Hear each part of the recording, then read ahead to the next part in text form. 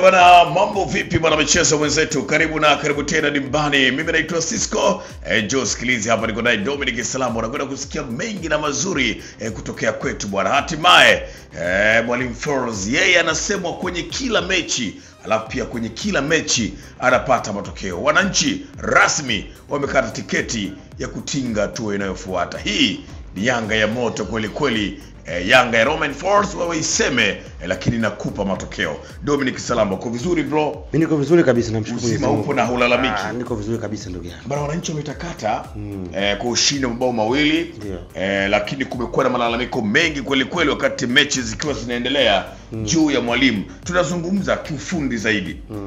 Kabla ya kutazama dakika 90, tuanze kumzungumza mwalimu Romain Folz. Kwako anakuvutia namna gani pindi anapotia mbinu zake kwenye mechi husika? Unaposema ananivutia kwa namna gani kidogo unakuwa unanishangaza. Okay. Kwa sababu hili lishazungumza muda mrefu kidogo. Mpira ni mchezo wa namba. Ndio. Mpira ni mchezo wa mbinu. Maana kama unaingia pale ukiwa una approach zako na timu pinzani wanakuwa na approach zao kwenye mchezo husika. Kwa hiyo kitu cha kwanza mwalimu anaingia kwenda kusecure kama timu yake isiweze kuruhusu kufungwa. Akifanikiwa hilo, jambo la pili anakwenda kuanza kutaka kudominate mchezo. Ili mwisho wa siku atengeze nafasi na aweze kupata matokeo. Ndio. Na mwisho wa mchezo matokeo yawe yako upande wake kwa tofauti ya goli moja. Kwa hiyo wao wanaweza kushinda goli 1-0, goli 2. Lakini pia jambo la pili, hii ni michuano ya klabu bingwa barani Afrika. Michuano ambayo katika hatua za awali panakopa na mechi mbili, moja nyumbani, moja ugenini. Kwa hiyo atakayefanikiwa kupata ushindi wa jumla katika mechi mbili ndiye ambaye anaweza kufuzu katika hatua inayofuata. Kwa hiyo lazima uweze kucheza kwa hesabu. Kwa kinachotakiwa sio kufunga magoli 100, magoli 200. Inatakiwa tu uwe na goli moja la ziada ili kupe sababu ya kuweza kufuzu kwenye hatua inayofuata au kuzoea hatua inayofuata. Ndio. Yanga mechi ya kwanza walishinda magoli 3-0. Leo yuko nyumbani, kulikuwa hakuna sababu kubwa sana ya kuwa na presha kubwa, na ukizingatia kwamba msimu huu ndio kuzungumza madhara mengi tunayoona kiuchezaji yanatokana na kuchelewa kwa pre-season. Timu wazuka kambini, lakini pia kuna fatiki kubwa sana kwa wachezaji wengi wa Yanga ambao walikuwa hapo kwenye national team. Tunafahamu tu kama wakina Baka, wakina Jobu na wengine ambao kwa national team hawakupata muda wa kupumzika wao wenyewe. Unaweza kuhesabu tu baada ya ligi kuisha, mechi ya mwisho dhidi ya Singida waliingia kwenye kambi ya national team. Baada ya hapo wametoka, wameingia kwenye national team kwenye ikaenda FIFA. Wanatoka wanaingia Mwananchi, wanatoka mechi ya kwanza Angola. Kwa mpaka sasa hizi hawakupata walau siku 14 za kuweza mtu kuweza kupumzika na kuweza kuflashback msimu uliopita. Kwa hiyo wameingia wakiwa na fatiki kubwa na wanakutana na pressure ya mwanzo wa msimu. Unaona lakini tunafahamu kama pia ni timu ambayo kwa sehemu kubwa ya wachezaji wengi wapya. Kwa hiyo watu wanataka kutia pressure kwa mwalimu wakiwa wanataka kutengeneza msawazo wa maslahi ili kuweza kutengeneza msawazo baina na timu nyingine. Unaona kinachotokea hapa. Lakini pia ukiangalia kwa maana ya uhitaji wa kimchezo, leo waliingia wakiwa wanaacha kupoteza kwa sababu tayari wenyewe walikuwa kunyuma kwa magoli 3. Kwa hiyo lazima wangekuja na pressure kubwa, wanakuja kufunguka ili kuweza kupata goli la mapema ili pengine kwenda kuharibu atmosphere na kufanya Yanga wabadilishe mbinu. Kwa hiyo lazima uko nyumbani uweze kuhakikisha kwamba kwanza unakwenda kutuliza pressure ili usiruhusu kujia katika mlima mkubwa. Huko Yanga alikuwa anataka pengine apate sare au apate matokeo. Kwa mimi ukiniambia ni muasisi mwalimu, nitakwambia mpaka sasa hizi kitakwimu amefanikiwa, kwa sababu mpaka sasa hizi maana yake anafanikiwa kuingia raundi ya kwanza akiwa amepata magoli 5 bila kuruhusu bao, mechi nyumbani na ugenini. Lakini pia mpaka tunapozungumza muda huu hajafungwa hata mechi moja ambayo amecheza, na timu imeweza kutengeneza balance. Hakuna timu ambayo haishambuliwi duniani. Kwa tukisha kwamba unapokuwa unashambuliwa unakuwa na mpango gani, na ukiwa unashambulia unakuwa na plani gani. Kwa binafsi mimi ukiniambia mwalimu namuonaje, bado mwalimu yuko vizuri, na in spite of ukiangalia vikosi ambavyo amekuwa akitumia ni tofauti. Mechi zote anazocheza first half anakuwa na kosi kingine, second half anaweza akabadilisha wachezaji au akabadilisha mbinu. Leo tumeshuhudia mtu kama Kibwana Shomari akiweza kuanza katika mechi ya leo. Unaona katika mtu ambaye alikuwa hatumiki kwa siku za karibuni, leo amepewa nafasi ya kuweza kuanza pia. Lakini pia ni kosi ambacho leo kimekuwa kina wachezaji wengi ambao walikuwa wapo katika msimu uliopita, kikiwa kina muunganiko. Lakini pia mtu kama Ndambwile ambaye hakuwa kiungo kutegemea kwa msimu uliopita, anaingia anajaribu kutengeneza partnership baina yake yeye na Duke Abuya na Mudathiri Yahya na Maxi ile partnership ambayo katika msimu uliopita haikuwepo. Mashambulizi mengi yanaanza kuzuiliwa kutoka kwa yeye, na amekwenda initiate kupiga mipira mingi mirefu. Kwa hiyo haiwezekani likawa jambo la siku 3 tu ukaja ukapata hiyo chemistry na ukaanza kuona rhythm. Kwa mimi binafsi nafikiri pressure kubwa inatoka upande wa pili. Misimu yote tunayoangalia hii, Yanga imekuwa ikipewa sana pressure. Na wana Yanga sio wanakuwa jisahau.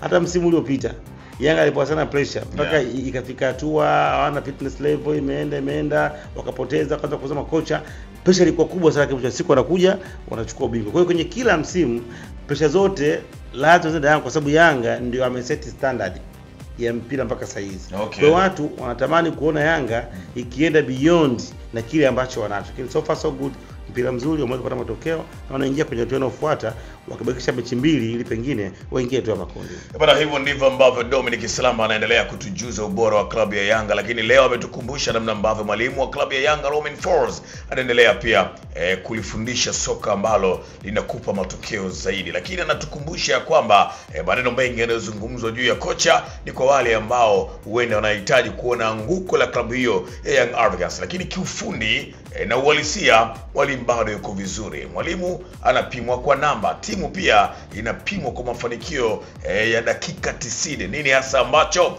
wamezalisha? Hiko ndicho kikubwa ambacho Dominic Salamba anatukumbusha. Turejee sasa Salamba kwenye mchezo husika. Kwako binafsi ulikuwa ni mchezo wa aina gani, na ukitazama Yanga hii kadri ya siku zinavyozidi kukatika kama siku ongezeka, nini hasa ambacho kinaongezeka kama timu?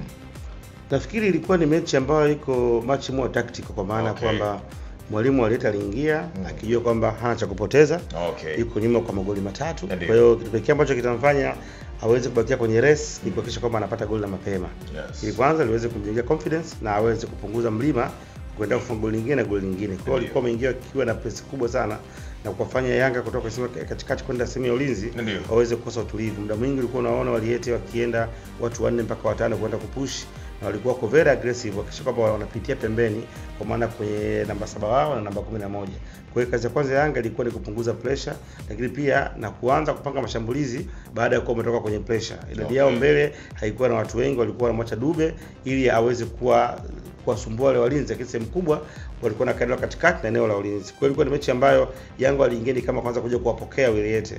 Hawakuingia kama first team. Hawakuingia kuja kuopen mchezo. Kaamini kwamba unaweza ukaopen mchezo alafu ukafanya makosa, ukaadhibiwa mapema na pressure ikawa kubwa. Baada ya kipindi cha kwanza kuisha, tayari kasi Wiliete kai imepungua. Kipindi cha pili Yanga wanafanya baadhi ya mabadiliko ili kuja kuwatanua kupitia pembeni katika approach ambao wao walikuwa wanacheza kipindi cha kwanza. Yaani waliwaruhusu wacheze kipindi cha kwanza, Wiliete kupita pembeni. Wakaamini kwamba kwa uwezo wa Skudu na yule wingao mwingine, ili mpaka kipindi cha pili watakuwa pengine kasi yao imepungua, na kwa walifanikiwa kipindi cha kwanza ingia, wanamuingiza Edmund John na Chikola. Unaweza kuona Yanga sasa wanaanza kushambulia kupinda pembeni. Lakini pia baada ya kuingia mtu kama Andy Boyle alikwenda kuwafanya walinzi wale wawili wa Wiliete waweze muda mwingi kuwa wanakaa nyuma na kuweza kupunguza namba ambayo itakwenda kuongeza idadi katikati na kwenye eneo la kushambulia.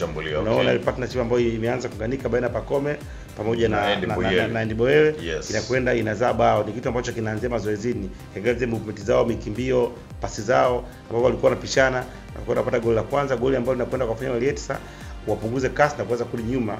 Badala ya kufikiria kuweza kupanda mlima, wanafikiria kupunguza idadi ya magoli ili pengine wasije wakosidi magoli mengi.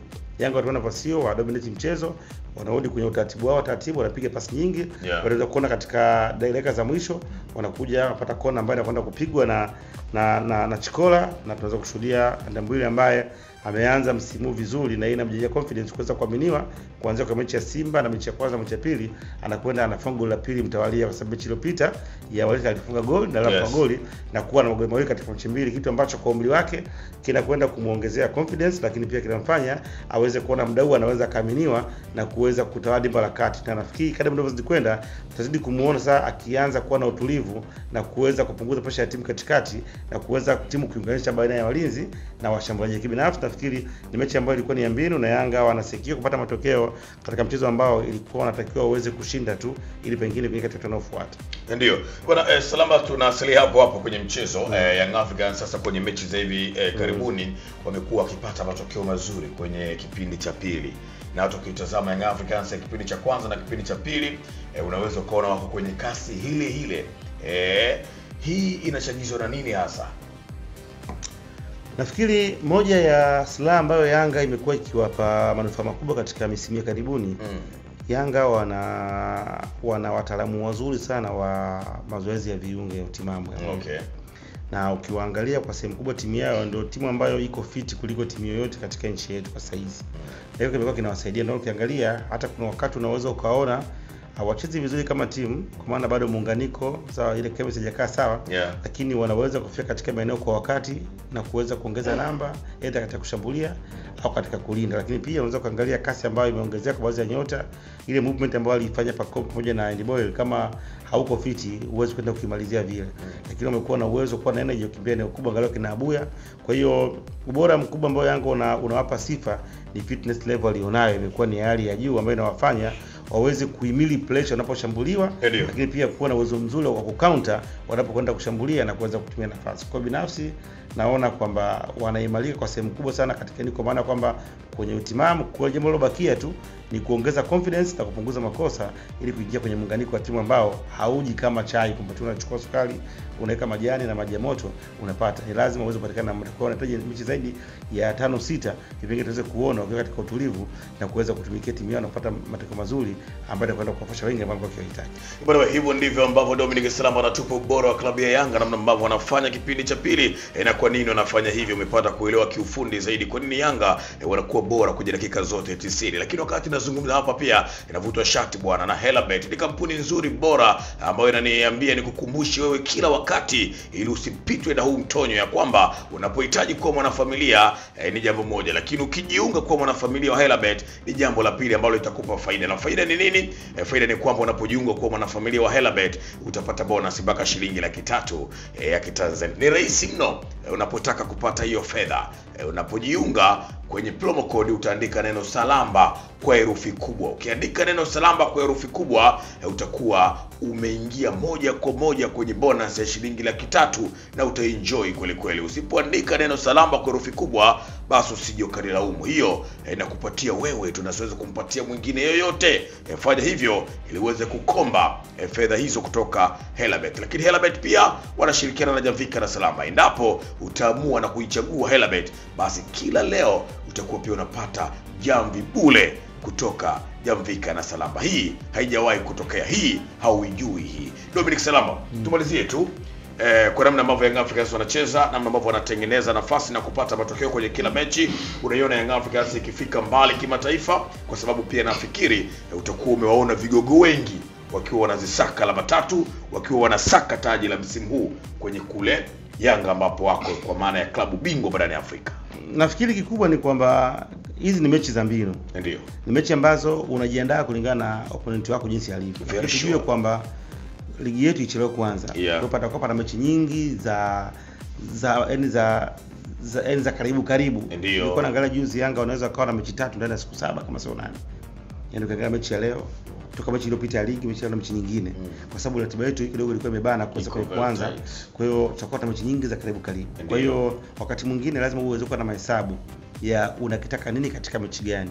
Uweze kutumia bunduki kwenda kuosa semezi kabisa. Kwa hiyo anayekuja unamwangalia na unampatia kile ambacho kinastahili, kwamba kama atakuwa na uzito huu basi wape watu uzito wake. Anayemwangalia mwalimu anajaribu kutumia kile resource alionayo kipindi cha awali ambacho anaamini kwamba anaweza kupata matokeo, ili na wengine pia wapate kupumzika. Sasa ukiamua kungania baadhi ya nyota itafika katikati, utakuwa na wachezaji wengi ambao wana majeruhi na ndio ulikuwa unategemea, alafu wale ambao pengine ongeza kukusaidia katika mechi za kawaida muda huu uweze kuwatumia, sababu ni mechi ngumu. Hii michuano kadri inavyozidi kusogea ndio inazidi kuwa migumu, kwa sababu utakuta timu ambazo ni ngeni katika hatua ya kwanza, hatua ya pili, ukiingia makundi mambo yanaongezeka. Kwa hiyo lazima uwe na benchi la ufundi ambalo liko much more technical, kuweza kusoma opponent wako na kuweza kutafuta majibu ya magumu ambayo watakuletea katika mechi itakayokutana. Kwa hiyo tunachokiona ni kwamba na waona wakiendelea kuimprove na kuongeza kasi kadri ya uhitaji kulingana na mechi husika. Na nimesikia baadhi tukizungumza kwamba pengine kwa hivi Yanga anapocheza inaweza ikafanya mashabiki wake wakosa kwenda viwanjani. Yanga kwenda viwanjani waoga tu. Watu chanze kuangalia msimu huu. Yanga wamekuwa na uoga na wamekuwa hawana hiyo kariba. Kwa bora ambao walikuwa nao msimu wa Gamondi, sawa, tuitegemea kuona pengine wangekuwa wanaje viwanjani, lakini bado walikuwa viwanjani hawaendi. Tukashuhudia mechi ya finali ambayo iko nyumbani bado uwanja haukujaa. Kwa hiyo na ile Yanga ilikuwa katika bora wa juu ile anabi. Kwa hiyo kutokwenda kiwanjani hakusababishwi na ubora wa timu inavyocheza. Ni tabia tu ambayo wao wanao ya uoga na kutokupenda kuithamini timu yao hasa katika mechi za nyumbani. Just imagine Simba wapo katika ubora mzuri kwenye ligi. Angalia mechi ya kesho, idadi yao inaweza kani kubwa kwa idadi nani? Yanga. Kwa nafikiri swala la kutokwenda viwanjani lisilinganishwe na matokeo ya klabu au na aina ya Yanga inavyocheza. Ni watu ambao ni wazuri kulalamika, lakini hawaisupport timu. Timu tumeiona ikiwa inacheza katika mpira mzuri wa pasi nyingi, ni bado ilikuwa inaomba watu waweze kwenda viwanjani. Kwa hiyo tunasema kwamba nafikiri mwalimu aendelee kupewa muda, azidi kuiandaa timu. Watu wanasahau kwamba msimu huu ligi uchelewa kuisha, wanasahau kwamba Piston ilikuwa ni fupi, wanasahau kwamba mwalimu amechukua timu kwa mafungu. Yote wanayasahau, na watu wanachokitaka tu ni result, kwamba timu icheze mpira mzuri. Mpira mzuri unaandaliwa kimbinu na kimaarifa na kupata muda wa kutosha. Sio kitu ambacho kinakuja from nowhere tu. Lazima wao ni binadamu, wakae chini, waweze kupata kwa wakati, watengeneze chemistry iweze kuweza kuonekana. Sio tu unakuja mwalimu leo hii kesho unapata mbinu kitoko duniani kipo pengine kwa Tanzania ndio nchi ya kwanza. Bwana, mimi nikushukuru wewe ambao ulikuwa nasi sako kwa bako. Hakika umeselelea matangazo jadidi kweli kweli, akiwa na nguvu kubwa mno na bat quality pia. Hawa ni mabingwa kuzalisha bat aina zote, ziko za migongo midogo, migongo mipana, mfano wa kigae, na zile pia zenye matili ya chenga zinapatikana kwa gharama nafuu na bei ya kiwandani. Ukinunua mabati bwana, utapata misumari pamoja na usafiri bure popote pale ndani ya ardhi ya Tanzania. Warranty yake ni muda mrefu, miaka 10 ya uangalizi. Unanunua bati wewe, anakuja kutamba nayo kijana wako. Njoo kiwandani na shilingi 22,000 tu unapata bati original. Rangi utachagua wewe, nyeusi, njano, kijani, lakini pia utachagua kwa hiyo 22,000 unataka mgongo mdogo ama mgongo mpana. Hii ndio bat quality. Hacha kuteseka, usubiri inyeshe ili ukinge panapovuja, wakati sisi tupo kwa ajili yako. Dominic Salama hapa atazungumza mengi na mazuri. Mimi naitwa Cisco na mimi sina la ziada. Nyuma ya kamera yuko Uncle Vuma, Zena Busara, Waila Lika. Maasalam. Kutana na MC Cisco, MC ambaye atasimamia sherehe yako kikamilifu na kuifanya iwe na viwango vya kimataifa. Kutokana na uzoefu alionao katika tasnia ya UMC, uandishi wa habari na utangazaji. Ukiwa na harusi, send off ama events mbalimbali, muite naye atakuhudumia. Pia ana huduma za picha pamoja na video zenye ubora wa HD. Ana sound ya mziki mkali pamoja na DJ anayekizi vigezo vya DJ. Ofa sasa, usafiri bure kwa maharusi, zawadi ya picha mbao kwa maharusi, bila kusahau photo magazine. Kama unahitaji sherehe yako ionekane ya kisasa, jibu ni Cisco J Entertainment. Wanafanya kazi ndani na nje ya Dar es Salaam. Kwa maelezo zaidi piga 0782055044 au tembelea kurasa yake ya Facebook Nicholas Johnny, Instagram Cisco J_5. MC Cisco, Master of Ceremony.